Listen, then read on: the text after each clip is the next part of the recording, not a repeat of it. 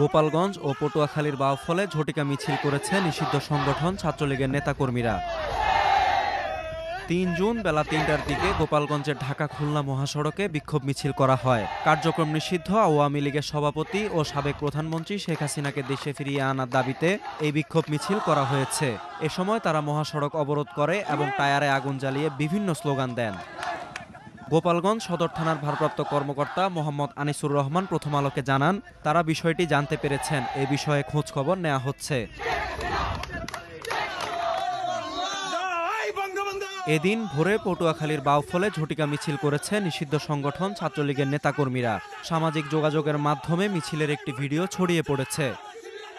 বাউফল থানার ওসি সিরাজুল ইসলাম বলেছেন, খুব সকালে মিছিল হওয়ায় বিষয়টি কারো নজরে আসেনি।